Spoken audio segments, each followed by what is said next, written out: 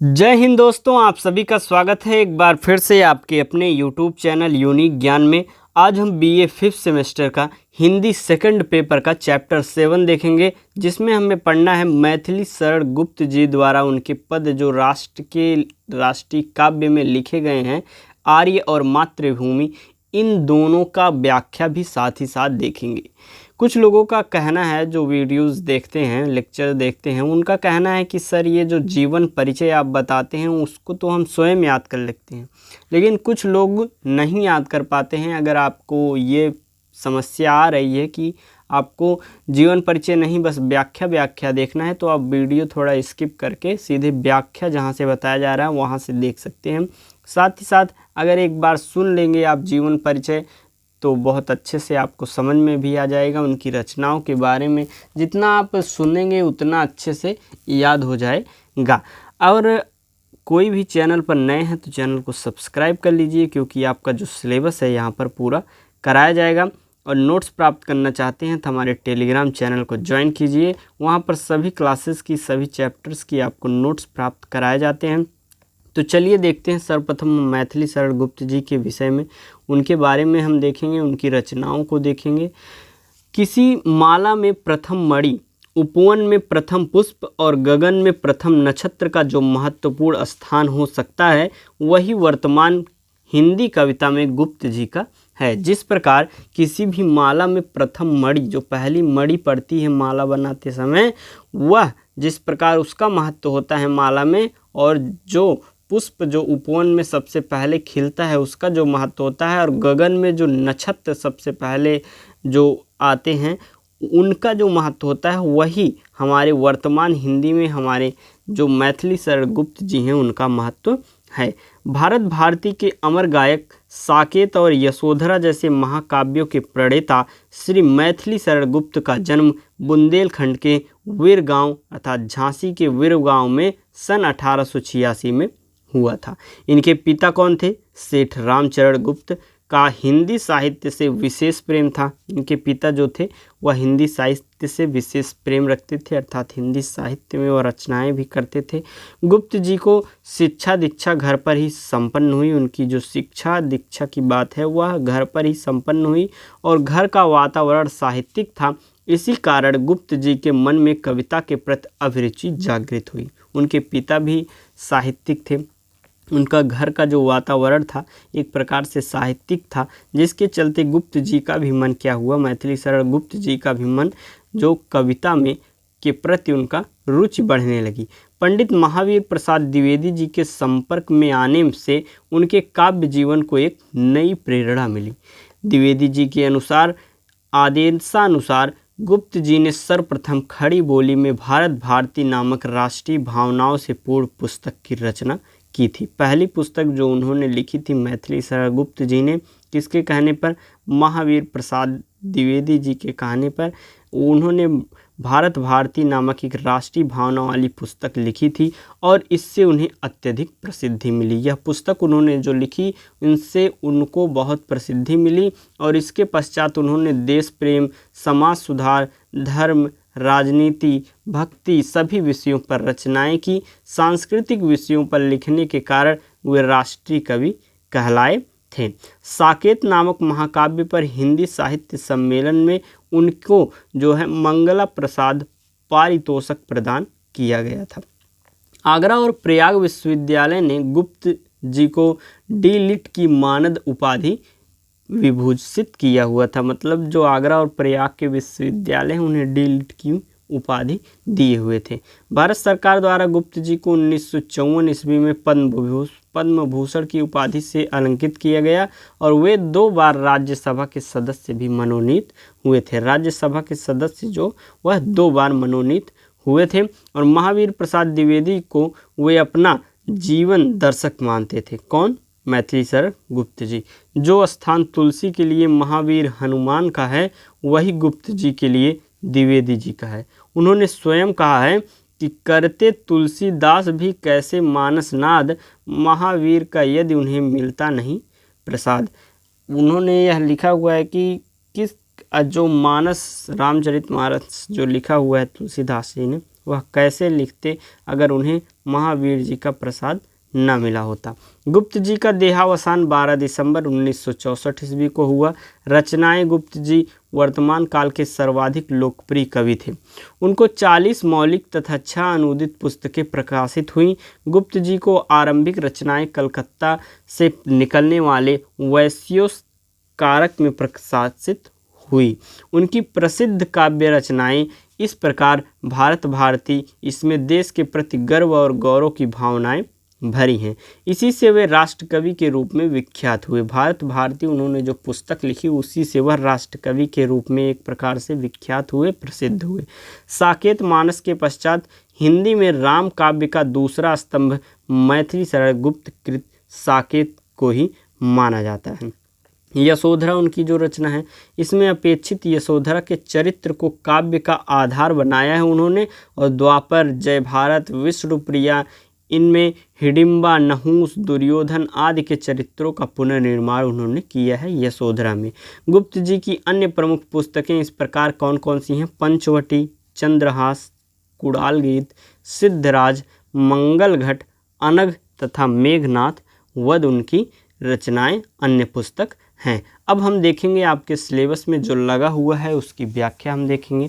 पहला हमें पढ़ना है आर्य के बारे में। आर्य में हमें जो 8 लाइन 8 पद दिए हुए हैं उनकी अच्छे से हम व्याख्या देखेंगे। सबसे पहले हम पदों को पढ़ लेते हैं। अगर किसी भी चीज़ की व्याख्या हमें लिखनी है तो लगभग 1 से 2 बार हम उसको अगर पढ़ लेंगे तो व्याख्या लिखने में हमें आसानी होती है, क्योंकि 1 से 2 बार आप जब पढ़ लेंगे तो पद आपको धीरे धीरे याद आने लगेंगे। अगर आपने पहले पढ़े हैं या पहली बार पढ़ रहे हैं तो कुछ न कुछ तो आपको समझ में आ ही जाएगा। पहली लाइन है, हम कौन थे क्या हो गए और क्या होंगे अभी, आओ विचार करें आज मिलकर यह समस्याएं सभी।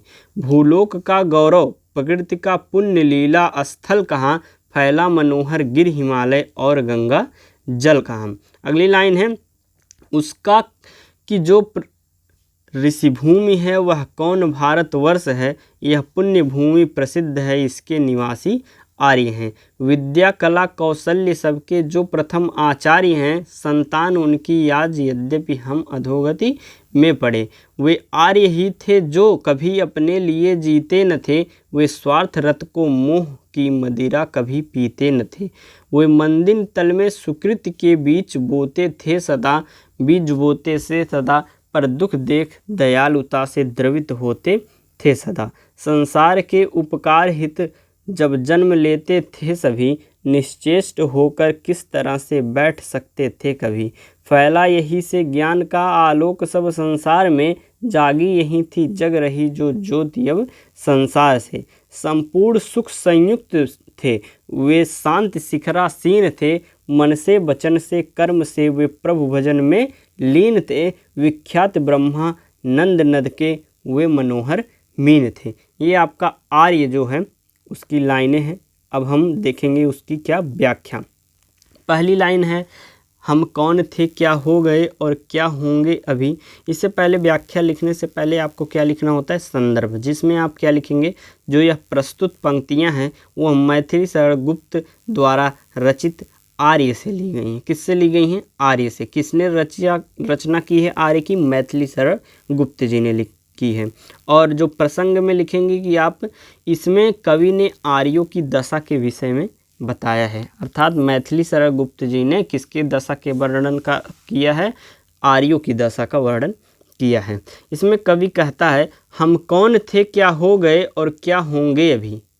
कवि क्या कहता है कि हम कौन थे और क्या हो गए और क्या होंगे अभी, आओ विचारें आज मिलकर यह समस्याएं सभी। आओ हम सब मिलकर इस समस्या पर क्या करें? विचार प्रकट करें।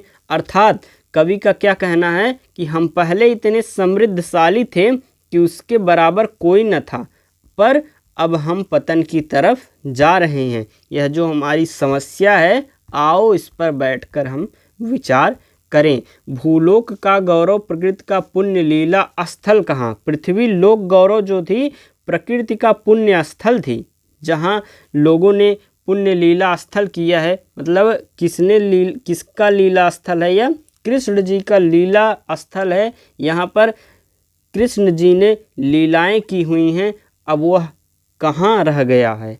मतलब जिस स्थान पर जो हमारे कृष्ण जी हैं उन्होंने लीला किया हुआ है, लोक का गौरव की प्रकृति का यह पुण्य स्थल है। भूलोक का गौरव मतलब जो हमारी लोक गौरव की प्रकृति पुण्य स्थल है यह, और प्रकृति का पुण्य स्थल है यह। लीला स्थल कहाँ, अर्थात श्री कृष्ण जी का यह लीला स्थल है, वह कहाँ है, हमें बताएं। फैला मनोहर गिर हिमालय और गंगा जल कहाँ। चारों तरफ फैला पर्वत और नदियों का जल भी समाप्त होता जा रहा है। जो देश सभी देशों के ऊंचे शिखर पर था वह पतन की ओर जा रहा है। फैला मनोहर गिर हिमालय मतलब जो हमारा हिमालय पर्वत था चारों तरफ फैला हुआ, और गंगा जल, गंगा का जो जल था, हमारी नदियों का जो जल था वह कहाँ है, वह समाप्त होता जा रहा है, वह पतन की तरफ बढ़ता जा रहा है। इन्हीं सब बातों पे विचार, आओ हम बैठकर आओ विचारें आज मिलकर यह समस्याएं सभी, यह समस्या जो सभी हैं जो बढ़ती जा रही हैं, आओ इन समस्याओं पर बैठकर विचार करें। उसका कि जो ऋषि भूमि है वह कौन भारतवर्ष है।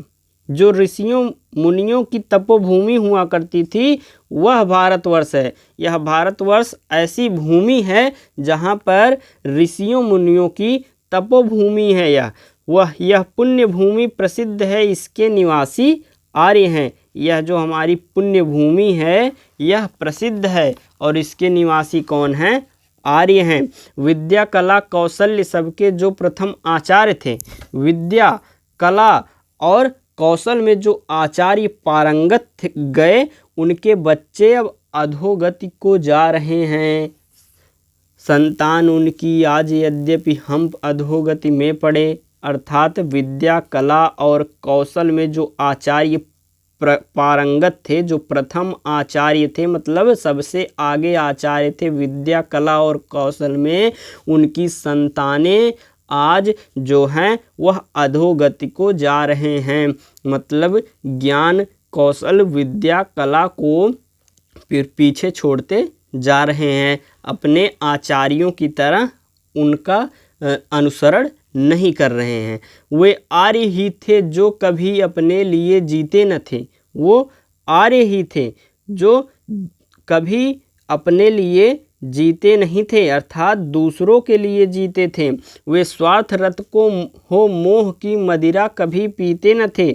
वह दूसरों को दुख को दूर करने के लिए हमेशा तैयार रहते थे और यहीं से ज्ञान का प्रकाश चारों तरफ बांटते थे। वह कभी भी स्वार्थरत हो मोह की, मतलब अपनी स्वार्थ की बातें सोचकर किसी मोह माया की जो मदिरा थी उसे पीते नहीं थे, अर्थात वह दूसरों की बारे में दूसरों को दुखों को दूर करते थे, उनके दुखों में काम आते थे, और वह शराब मदिरा का पान तक नहीं करते थे, मदिरा कभी पीते न थे। वह दूसरों की सहायता करते थे और मदिरा कभी पीते न थे। वे मंदिनी तल में सुकृति के बीच बोते थे सदा, पर दुख देख दयालुता से द्रवित होते थे सदा। वह जो थे वे आर्य लोग जो थे मोह बंधन था उनसे मुक्त थे। वह स्वच्छंदतावादी तथा स्वतंत्र थे और उन्हें संपूर्ण सुख प्राप्त था तथा शांति से परिपूर्ण थे। आगे हम पढ़ेंगे, पर देख दयालुता से द्रवित होते थे सदा, मतलब कोई दुख में रहता था तो उनकी दयालुता जाग जाती थी और उसको देखकर वह द्रवित होते थे सदा, मतलब उनको भी दुख होता था लोगों को दुखी देखकर। संसार के उपकार हित जब जन्म लेते थे सभी, मतलब संसार के उपकार करने के लिए सभी जन्म लेते थे उस समय। निश्चेष्ट होकर किस तरह से बैठ सकते थे कभी, मतलब वह उपकार करने के लिए जन्मे थे तो वह निश्चिंत होकर किस प्रकार बैठ सकते थे। वह हमेशा लोगों के दुखों में काम आते थे और उपकार की हित की बातें करते थे। फैला यहीं से ज्ञान का आलोक सब संसार में, फैला यहीं से ज्ञान का आलोक सब संसार में, मतलब ज्ञान जो है इसी जगह से, जहाँ पर आर्य रहते थे, यहीं से संसार में ज्ञान की बातें फैली जागी, यहीं थी जग रही जो ज्योति अब संसार में, जो ज्योति अब संसार में जल रही है वह यहीं से जगी हुई थी। संपूर्ण सुख संयुक्त थे वे शांति शिखरासीन थे, उन्हें संपूर्ण सुख प्राप्त था। संपूर्ण सुख संयुक्त थे, उन्हें संपूर्ण सुख प्राप्त था। वे शांति शिखरासीन थे, अर्थात वह शांति से परिपूर्ण थे। मन से वचन से कर्म से वे प्रभु भजन में लीन थे। वह मन वचन और कर्म से प्रभु की भक्ति में ही लगे रहते थे। विख्यात ब्रह्मानंद नद के वे मनोहर मीन थे। वह ब्रह्मानंद अर्थात परम ब्रह्मा की आँखों में बसे हुए थे। मीन मछली भी होती है, मनोहर मीन थे, उनकी आँखों में भी बसे हुए थे। यह आपका आर्य का अर्थ हुआ। अगला हमारा सिलेबस में लगा हुआ है मातृभूमि। अब हम इसका अर्थ देखेंगे। हमारे मातृभूमि में कुल मिलाकर 15 पद अलग अलग दिए हुए हैं, सभी का अर्थ हम अच्छे से देखेंगे। तब तक आप वीडियो को लाइक कर दीजिए, अपने दोस्तों के पास भी शेयर कर दीजिए जिससे वह भी चैप्टर्स पढ़ सकें। तो चलिए देखते हैं हमारे पहला पद क्या है।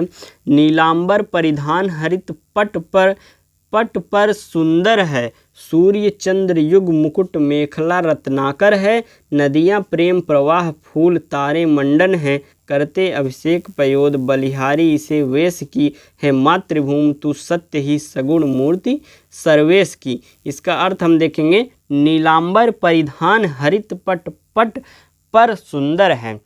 इसका सबसे पहले हमें क्या लिखना होगा? संदर्भ। यह जो प्रस्तुत पंक्तियां हैं वह मैथिली शरण गुप्त द्वारा रचित मातृभूमि से ली गई हैं। और प्रसंग लिखेंगे। इन पंक्तियों में कवि ने मातृभूमि की सुंदरता और शोभा का बखान प्रकृति प्रदत्त अवदानों के रूप में किया हुआ है।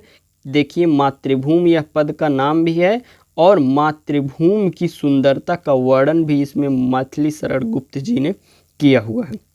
तो चलिए देखते हैं। इसमें हम नीलांबर परिधान हरित पट पर सुंदर है, अर्थात इसमें भारत भूमि की विशेषताओं का वर्णन करते हुए मैथिली शरण गुप्त जी कहते हैं कि भारत की भूमि हरे रंग की है। नीलांबर परिधान हरित पट पर सुंदर है, अर्थात यहाँ बहुत हरियाली है। नीला आकाश नीले रंग के वस्त्रों के समान दिखाई दे रहा है। ऐसा लग रहा है कि मानो हरी भूमि रूपी भारत माता हरे रंग के परिधान पहनकर शोभायमान है। अगली लाइन है। सूर्य चंद्र युग मुकुट मेखला रत्नाकर हैं। सूर्य और चंद्रमा भारत माता के मस्तक पर सजे हुए मुकुट हैं। नदियाँ प्रेम प्रवाह फूल तारे मंडन है। जो समुद्र करधनी अर्थात कमर का जो आभूषण होता है उसकी भांति, जो समुद्र है वह उसकी भांति, कमर की करधनी की भांति, कमर की आभूषण की भांति श्रृंगार कर रहा है। हमारी पृथ्वी का, हमारी मातृभूमि का श्रृंगार कौन कर रहा है? समुद्र कर रहा है। नदियाँ प्रेम प्रवाह फूल तारे मंडन है और फूल तारे जो हैं वह आभूषण बनकर भारत माता की सुंदरता को और अधिक बढ़ा रहे हैं। फूल तारे जो हैं वह भारत माता की सुंदरता को और अधिक बढ़ा रहे हैं। आगे देखें। करते अभिषेक पयोद हैं बलिहारी इसी वेश में। बादल भारत माता का अभिषेक करता हुआ प्रतीत हो रहा है। कवि इसमें कहता है कि प्राकृतिक अवदानों से शोभायमान होती है इस पवित्र भारत भूमि के रूप व सौंदर्य पर मैं बलिहारी हूँ और न्यौछावर हूँ। करते अभिषेक पयोद बलिहारी इस वेश पर, हमारी भारत भूमि का जो यह वेश है, जो यह हमारा सौंदर्य है, इस पर मैथिली शरण गुप्त जी कहते हैं कि मैं बलिहारी हूँ। बलिहारी इस वेश पर मैं बलिहारी हूँ, न्यौछावर हूँ। करते अभिषेक पयोद हैं। बादल जो हैं, पयोद जो हैं, बादल जो हैं वह भारत माता का अभिषेक करता हुआ प्रतीत हो रहा है और मैं यह जो वेश है, यह जो सुंदरता है, इस पर बलिहारी हूँ। हे मातृभूमि तू सत्य ही सगुण मूर्ति सर्वेश की। कहते हैं कि हे मातृभूमि तू वास्तव में सगुण मूर्ति है उस परमात्मा की।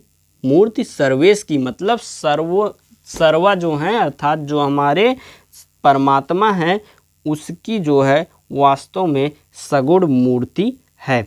अगला हमारा दूसरा पद है, इसका हम देखेंगे। मृतक समान असक्त विजिस आँखों को मीचे, गिरता हुआ विलोक गर्भ से हमको नीचे, करके जिसने कृपा हमें अवलंब दिया था, जो जननी का भी सर्वदा भी पालन करती रही, तू क्यों न हमारी पूज्य हो मातृभूमि माता मही। इसकी पहली लाइन का हम अर्थ देखेंगे। पहली लाइन है, मृतक समान असक्त विजिस आँखों को मीचे। कवि क्या कहता है कि हम मृतक समान होते, मृतक समान, हम मृतक समान होते अर्थात हमारा कोई भी अस्तित्व नहीं होता यदि मातृभूमि के द्वारा उत्पन्न जल व अन्न हमारा पालन पोषण न करता। विजिस आँखों को मीच कर रह जाते हम, अगर यह जो धरती माता हमें अन्न और जल देती हैं अगर न देती तो हम मृतक समान होते। गिरता हुआ विलोक गर्भ से हमको नीचे, जो हम माँ के गर्भ में भी मातृभूमि की कृपा और अवदानों के कारण ही सुरक्षित हैं। मातृभूमि के गर्भ में भी हम किससे सुरक्षित हैं? उनकी कृपा और अवदानों को नीचे करके जिसने कृपा हमें अवलंब दिया है, मतलब उन्होंने हमारी सुरक्षा की हुई है। किस प्रकार से? अपनी मातृभूमि की गर्भ में हमें रखकर। आगे हम देखेंगे, जो जननी का भी सर्वदा थी पालन करती रही, जो अपनी गोद में उठाकर हमें जन्म देने वाली जननी का भी पोषण करती रही, मतलब हमें जो जन्म दी अर्थात हमारी माता, उनका भी पोषण किसने किया? हमारी मातृभूमि ने। और कहते हैं कवि मैथिली शरण जी कहते हैं कि जो अपनी गोद में उठाकर हमें जन्म देने वाली जननी अर्थात हमारी जो माता हैं उनका भी पोषण पालन पोषण करती रही, वे आखिर कैसे हमारे लिए पूजनीय ना हो। तू क्यों ना हमारी पूजनीय हो मातृभूमि माता मही। आपने हमारे लिए इतने कार्य किए हैं, हमारे जीवन को सफल बनाया है, हमें अपने गर्भ में अपने वक्ष स्थल पर अर्थात अपने परत पर हमें रहने दिया है, हमारा सुरक्षा किया है अपने गर्भ में रखकर। हे मातृभूमि, हे माता, हम लोग कैसे आपके पूजनीय ना हो। इसलिए कवि क्या कहता है कि मातृभूमि के प्रति अपनी अतुलनीय श्रद्धा व्यक्त करते हुए यह बातें वह कहता है। अगली लाइन हमारी जो है तीसरी, हम देखेंगे इसका अर्थ। तीसरा हमारा है, जिसकी रज में लोट लोट कर बड़े हुए हैं, घुटनों के बल सरक सरक कर खड़े हुए हैं, परमहंस सम बाल्यकाल में सब सुख पाए, हम खेले कूदे हर्षयुत जिसकी प्यारी गोद में, हे मातृभूमि तुझको निरख मग्न क्यों न हो हम गोद में। जिसकी रज में लोट लोट कर बड़े हुए हैं, कवि क्या कहता है कि जिस भूमि की धूल में लोट लगाकर हम बड़े हुए हैं अर्थात अपनी बाल्यावस्था में हम घुटनों के बल सरक सरक कर खड़े हुए हैं, अपनी बाल्यावस्था में हम घुटनों के बल सरक सरक कर इसी भूमि पर अपने पैरों पर खड़े हुए हैं।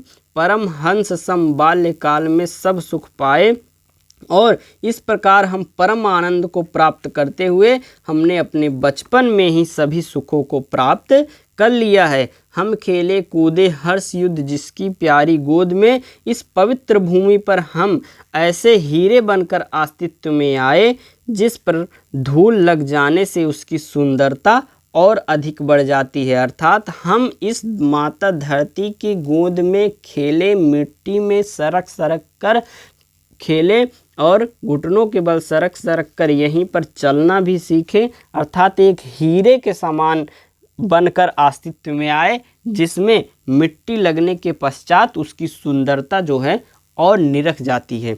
हे मातृभूमि तुझको निरख मग्न क्यों न हो गोद में। जिस मातृभूमि की गोद में खेलकर हम बड़े हुए हैं, आखिर उस माँ को ध्यान में धरकर तुझको निरख मग्न, आपको ध्यान में रखकर आपके देखकर कोई क्यों आनंदित व प्रसन्नचित न हो।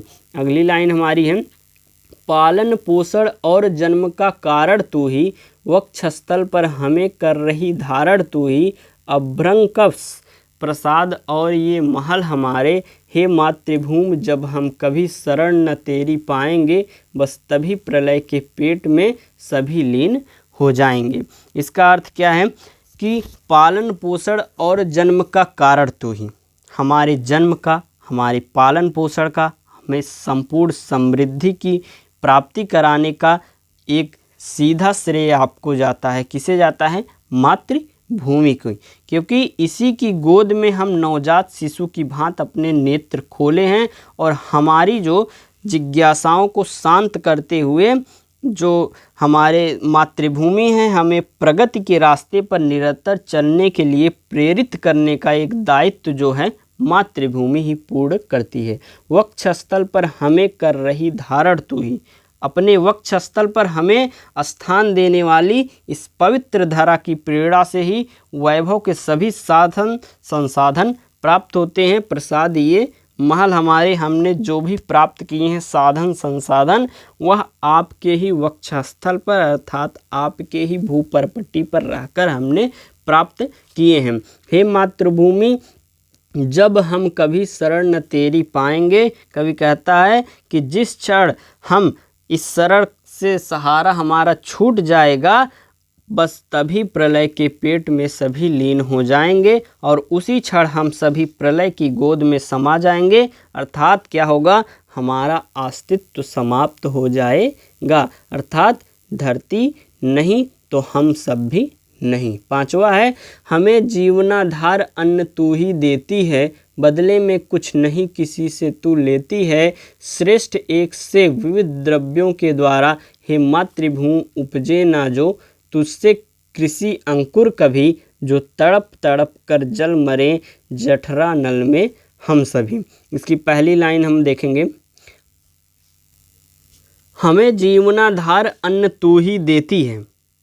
कवि क्या कहता है कि मातृभूमि की गोद से ही हमें अन्न की प्राप्ति होती है और यह हमारे जीवन का आधार है। हमारे जीवन का आधार क्या है? अन्न है। और अन्न कौन देता है? हमारी मातृभूमि देती है। तो क्या कहते हैं मैथिली शरण गुप्त जी कि हमें जीवन के, हमारा जो जीवन का आधार है अन्न, उसे मातृभूमि आप ही देती हैं। बदले में कुछ नहीं किसी से तू लेती है, अर्थात इसके बदले में आप किसी से कुछ लेती नहीं हैं। जीवन का वरदान आप हमें देती हैं, सुरक्षा का विकास देकर हमें, जो हमारी मातृभूमि है हमें विकसित करती है, हमें सुरक्षा देती है, लेकिन वह हमें बदले में मातृभूमि हमारी हमसे कुछ नहीं लेती है। श्रेष्ठ एक से एक विविध द्रव्यों के द्वारा उसकी गोद में श्रेष्ठ दृश्यों का अनंत खजाना है, जिसके दान से वह हमारा कल्याण करती है। उसके जो हम अनेक प्रकार के द्रव्य, अनेक प्रकार के खजाने उसी मातृभूमि से निकलते हैं, जिसका साधन संसाधन बनाकर हम अपने जीवन में प्रयोग करते हैं। हे मातृभूमि उपजे ना जो, तुझसे कृषि अंकुर कभी।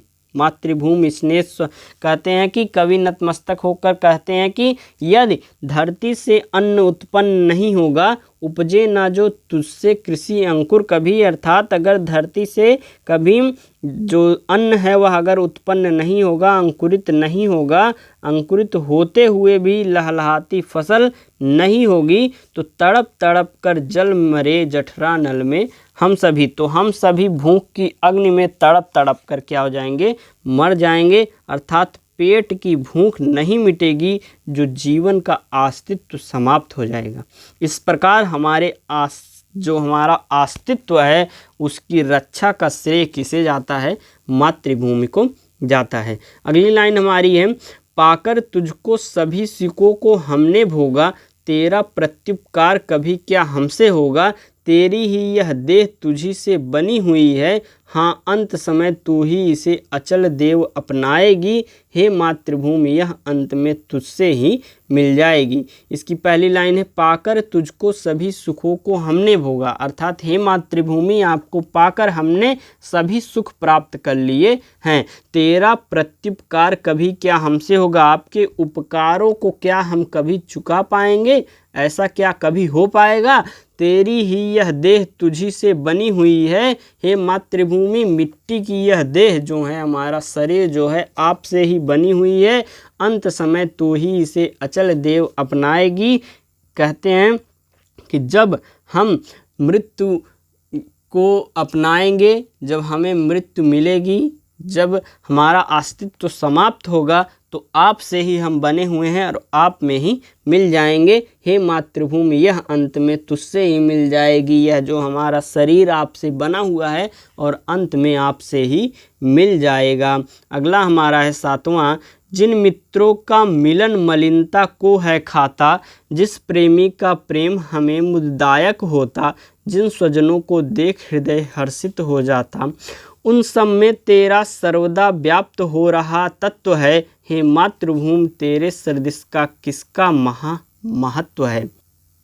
कवि क्या कहता है, जिन मित्रों का मिलन मलिनता को है खोता, अर्थात जिन मित्रों से मिलकर मलिनता को है खोता, अर्थात जो हमारा बैर भाव है वह मिट जाता है। जिस प्रेमी का प्रेम हमें मुद्दायक होता, और हमारा जो हृदय है वह भी क्या हो जाता है, पवित्र हो जाता है। वैसे ही प्रेम, अपने प्रेमी से मिलकर मन गदगद हो जाता है। जिस प्रेमी जो होते हैं, जब मिलते हैं तो मुददायक होता, मतलब हृदय जो है वह गदगद हो जाता है, मन गदगद हो जाता है।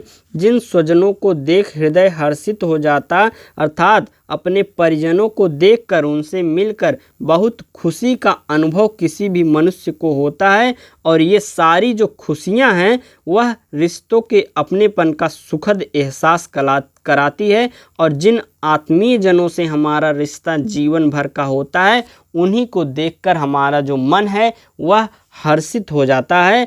उन सब में तेरा सर्वदा व्याप्त हो रहा तत्व है।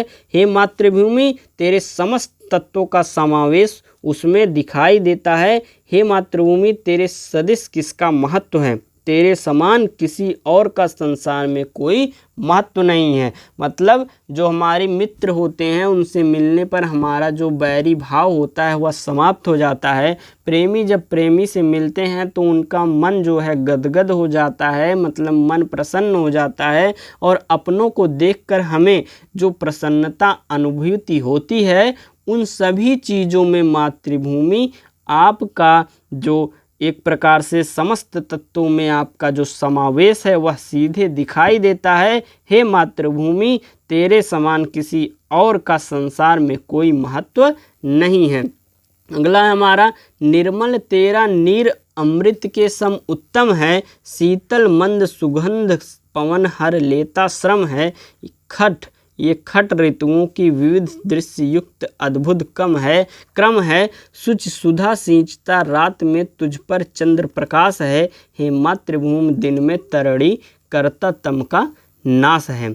यहाँ पर देखिए खट होगा, खट ऋतुएं मतलब 6 ऋतुओं का जो विविध दृश्य है हमें अद्भुत क्रम में हमें देखने को प्राप्त होता है।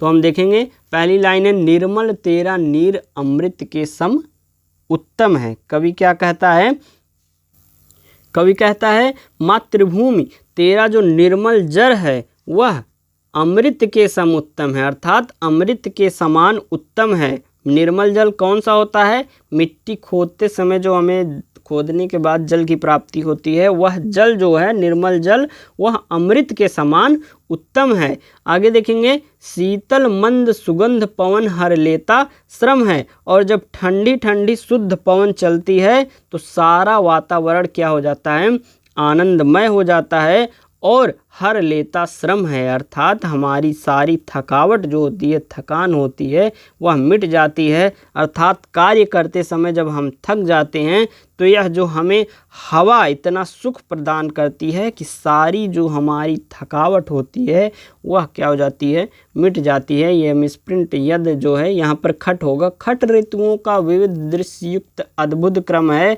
अर्थात 6 ऋतुओं का अद्भुत जो क्रम विविध दृश्यों को प्रस्तुत करता है।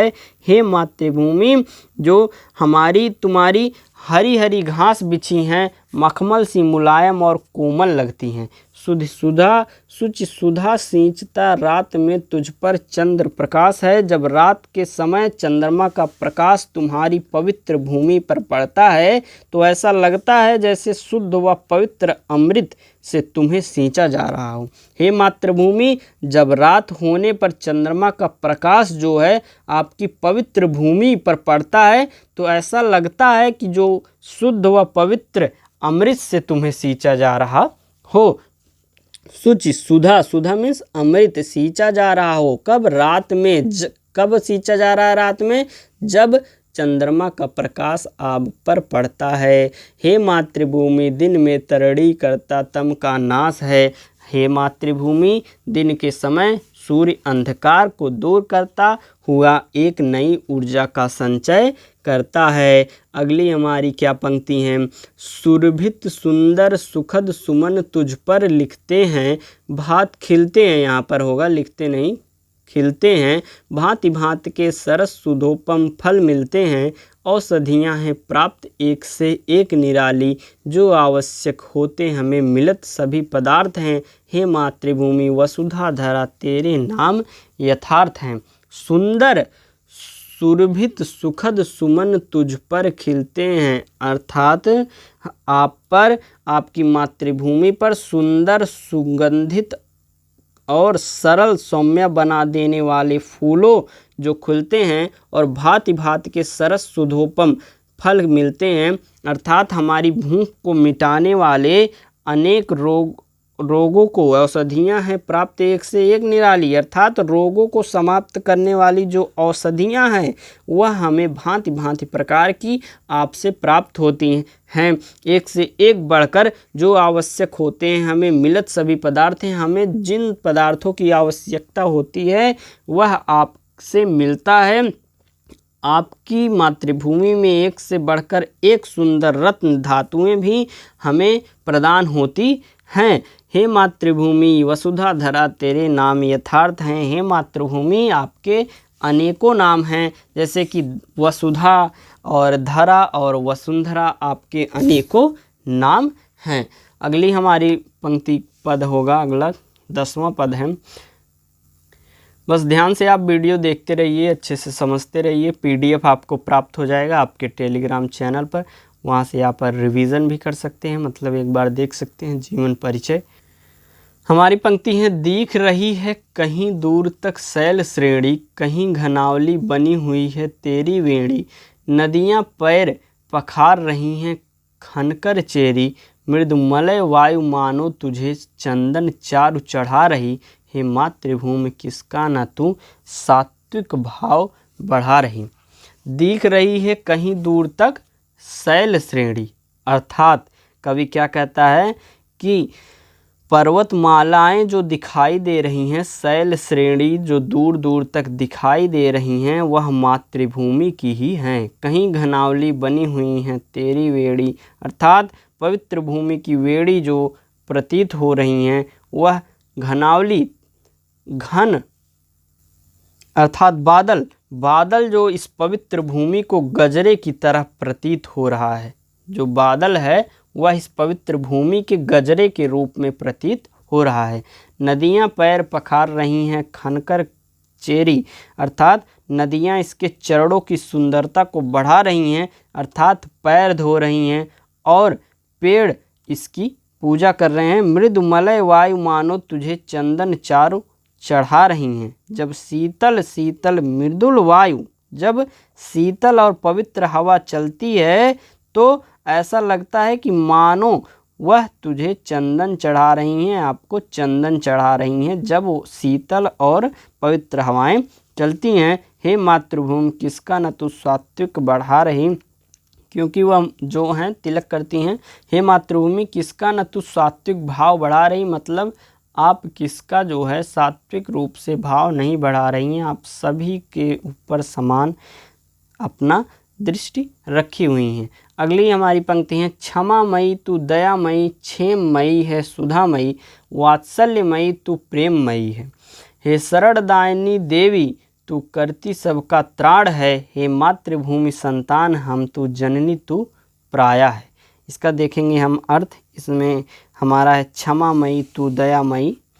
क्षमामयी हे मातृभूमि तू सभी प्राणी मात्र के लिए दया दिखाने वाली है। क्षेममयी सुधामयी वात्सल्यमयी प्रेममयी, अर्थात सभी के प्रति दया दिखाने वाली है, प्रेम बरसाने वाली है, मुक्ति का मार्ग प्रशस्त करने वाली है, क्षमादायिनी क्षमा प्राप्त करने वाली है और अपनी संतान में प्रेम करने वाली माँ है। विश्व का पालन करता के रूप में तू सभी को भय मुक्त कर उनके दुखों को जगत जननी के रूप में हरण करने का एक प्रकार से कार्य कर रही है। हे मातृभूमि तू क्या है, तू क्षमा करने वाली है, लोगों को प्राणी मात्र पर दया दिखाने वाली है, तू जो है प्रेम बरसाने वाली है, मुक्ति का मार्ग प्रशस्त करने वाली है और वात्सल्यमयी अपने पुत्रों को अपने संतानों को प्रेम प्रदान करने वाली माँ है।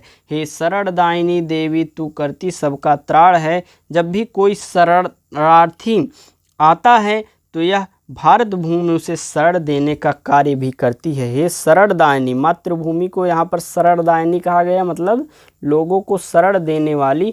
तू सभी की करती त्राण है, मतलब सबका आप उपकार करती हैं। हे मातृभूमि संतान हम तू जननी तू प्राया है, हमारी जो हम सभी तेरी संतानें हैं।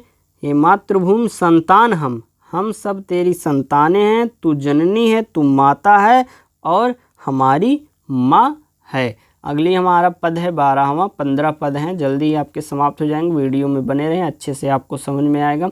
हमारा क्या है अगला, आते ही उपकार याद है माता तेरा, हो जाता मन मुग्ध भक्ति भावों का प्रेरा।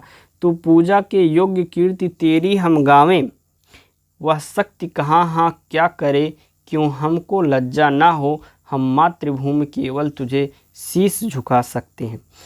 आते ही याद है माता तेरा, क्या कहते हैं कवि कि मातृभूमि आपका जब उपकार हमें याद आता है और उस हो जाता मनमुग्ध भक्ति भावों का प्रेरा।